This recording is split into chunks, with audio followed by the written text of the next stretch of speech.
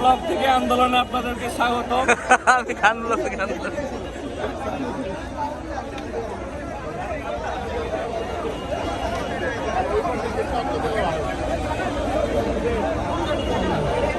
ওই গেট কাট কেন? কোন গেট? ওইখানে গেট গেট খুলে দিছিল, এরা আমার মনে আটকে দিছিল। এরা তো সবাই ভিতরে ঢুকে গেছে।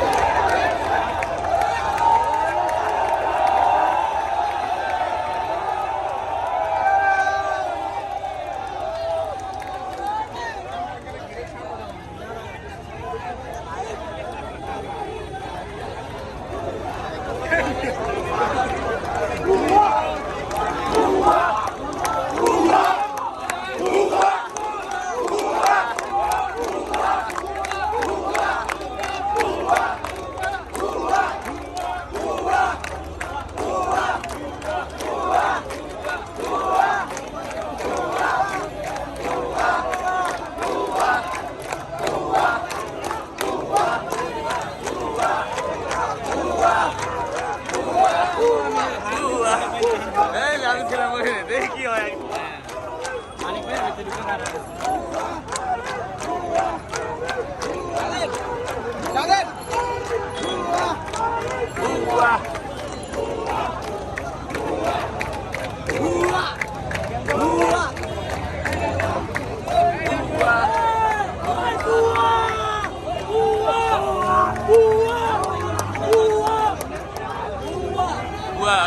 ওরা কি উপরে কি ভিএম যোগে বুয়া?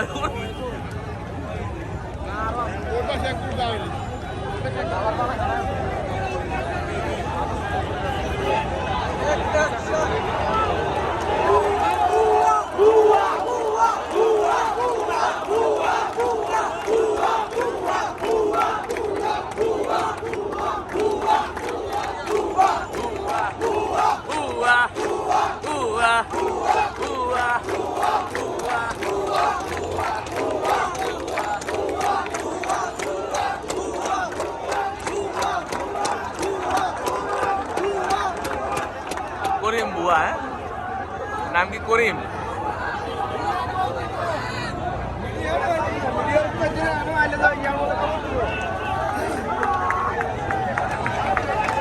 এক দফা এক দাবি শান্তিপূর্ণ মানববন্ধন কর্মসূচি স্বৈরাচার অত্যাচারী ইনচার্জের করিমের পদত্যাগ চাই আমরা। আসলে এই পুরো মার্কেটের মোবাইল ব্যবসায়ীদের ধ্বংস করে দিচ্ছে ও, মানে ওর কোনো জ্ঞান বুদ্ধি নাই। উপরে যাদের মোবাইলের ব্যবসা তোরা করুন, আচ্ছা ঠিক আছে। হ্যাঁ, তোমার দাবি কি? এক দফা কি? একদম কি? করিমের পদত্যাগ। করিমকে ইনচার্জ কি করছে বলো ভাই? ভাই এটাই চলতেছে। করিমের সাক্ষাৎকার নিতে হবে। যে প্লেট কার্ডগুলো দেখতে পাচ্ছেন, এটা হচ্ছে আসলে বসুন্ধরা সিটিতে যারা মোবাইল ব্যবসায়ী আছে, যারা এই মোবাইল ব্যবসার সাথে অনেকেই জড়িত। সমস্যাটা হচ্ছে আমাদের মোবাইলের ব্যবসা ছিল আগে 5 তলা 6 তলা ছিল, ঠিক আছে, ভালো কথা, উনি গুছাইছে। কিন্তু উনি কি করছে, একটা ধ্বংসযজ্ঞের মধ্যে একদম ধরেন যাদের উপরে মোবাইলের দোকান কিনা ছিল, প্রতিষ্ঠান কিনা, তাদের দোকান বসুন্ধরা অধিগ্রহণ করে নিয়ে নিছে এবং অল্প ভাড়া দিয়ে আমাদের বুঝ দিয়ে উনি নিচে মোবাইলের ব্যবসা দিচ্ছে আমাদের, যেটা অত্যন্ত ব্যয়বহুল বা প্রচুর পরিমাণ ভাড়া নিচ্ছে। যেমন হচ্ছে গিয়ে আপনার নিচে একটা দোকানের বেসমেন্ট 1-এর ভাড়া হচ্ছে 2500 টাকা স্কোয়ার ফিট। চিন্তা করে দেখেন, একটা 200-300 স্কোয়ার ফিটের দোকানের ভাড়া কত আসে? হ্যাঁ, 150-200। তাহলে আর উপরে ভাড়া আমাদের নিজেদের দোকানের ভাড়া 50,000 টাকা দেয়, আর সে নিচের ভাড়া নিচ্ছে একটা দোকানের 4 লাখ 5 লাখ, 3.5 লাখ 4 লাখ 5 লাখ টাকা ভাড়া নিচ্ছে, যেটা পুরাই অনৈতিক। আর এই আমাদের এক দফা এই অত্যাচার ইনচার্জের কারণে পুরো শপিং মল ধ্বংসের পথে, ব্যবসাটা ধ্বংসের পথে। একটা ক্ষুদ্র যারা ব্যবসায়ী আছে তারা ধ্বংস হয়ে গেছে। তারা আসলে এই যে তাদের লসটা রিকভারি করতে পারতেছে না। প্রত্যেকটা ব্যবসায়ী, আমার মনে হয় 90% ব্যবসায়ী লস খাচ্ছে। হ্যাঁ, আচ্ছা, আয়না ধরে আছে না?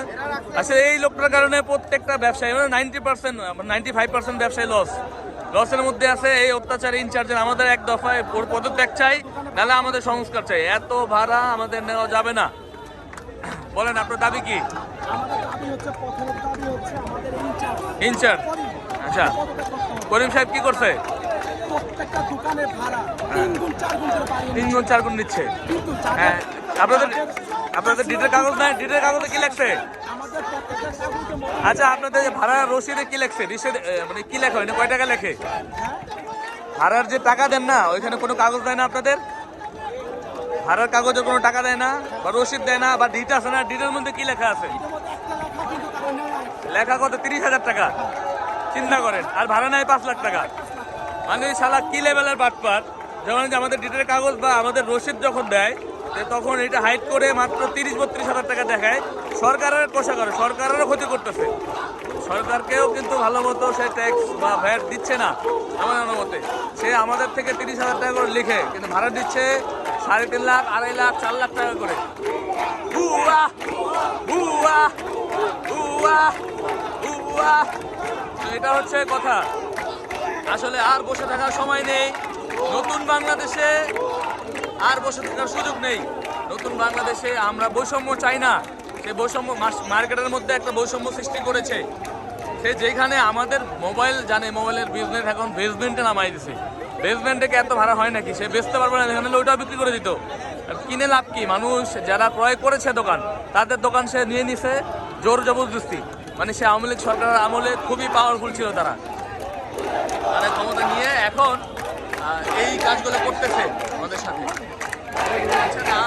যারা ব্যবসায়ী আছে আমরা, তাহলে আমাদের মহাজনের ক্ষতি হলে বা আমাদের ব্যবসায়ীদের ক্ষতি হলে সবাই ক্ষতিগ্রস্ত। কারণ এই ব্যবসার সাথে মোটামুটি 10-15 হাজার লোক জড়িত। 10-15 হাজার লোক জড়িত দেখতে পাচ্ছেন, সবাই ক্ষতিগ্রস্ত হচ্ছে। এর জন্য আমাদের এক দফা, আমাদের ভাড়া সংস্কার করতে হবে, না হলে এই করিমের পদত্যাগ করতে হবে। খুবই নিকৃষ্ট মানে সে আগে এমন পাওয়ার দেখাইছে, সে আসলে দোকানের মধ্যে একজন স্পিকার, মানে একটা স্পিকার বিক্রি করে, সেই স্পিকার বাজিতে পারবে না, তার সামনে বললে সে দোকানে লাল তালা দিয়ে দিচ্ছে। খুবই অমানবিক। মানে এটা আসলে এক ধরনের নির্যাতন। আমরা তার ভয়ে থাকতাম। তো আসলে মূল কথা সেটাও ঠিক আছে, সে নিয়ম করেও, নিয়ম আমাদের জন্য ভালো। কিন্তু সমস্যাটা হচ্ছে একটা দোকানের ভাড়া কত হতে পারে মানুষের ধারণা আপনারা চিন্তা করে দেখেন। আমি এটা আপনাদের কাছে প্রশ্ন, একটা মোবাইলের শপের ভাড়া কত হতে পারে? একটা মোবাইলের শপের ভাড়া মানে একটা, আমি যদি কাস্টমারকেও জিজ্ঞাসা করি, একটা কাস্টমার বলবে কয়টা ভাড়া ভাই? 50,000 টাকা সর্বোচ্চ। কিন্তু এখানে সে একটা দোকানে ভাড়া নিচ্ছে, কিছু কিছু দোকান 5 লাখ, 7 লাখ, 15-16 লাখ টাকাও আছে যে শোরুমগুলা। এবং একটা দোকানে ভাড়া আবার 4-5 লাখ টাকা একটা দোকানে ভাড়া নেয়, 2.5 লাখ 3 লাখ টাকা। চিন্তা করে দেখেন এটা কত অমানবিক। একটা দোকানদার সারা মাস ব্যবসা করেও এত টাকা আর্ন করতে পারে না যত টাকা তার দিতে হয়। এবং সে সার্ভিস চার্জ উল্টাপাল্টা নিতেছে। যেখানে ধরেন 7 টাকা 8 টাকা বিদ্যুতের যদি ইউনিট হয়, সে আমাদের থেকে নিচ্ছে 17-18 টাকা। হ্যাঁ, সার্ভিস চার্জ বাবদ। সার্ভিস চার্জও মাসে অনেক টাকা নিতেছে, যাক এটা আমাদের কোনো দুঃখ নেই। আমাদের হচ্ছে ভাড়াটা তো সে কমায় নিবে। একটা দোকানের ভাড়া 4 লাখ 5 লাখ টাকা যদি নেয়, দোকানদার সারা মাস ব্যবসা করে স্টাফদের খরচ দিয়ে বাসায় টাকা নিয়ে যেতে পারে না।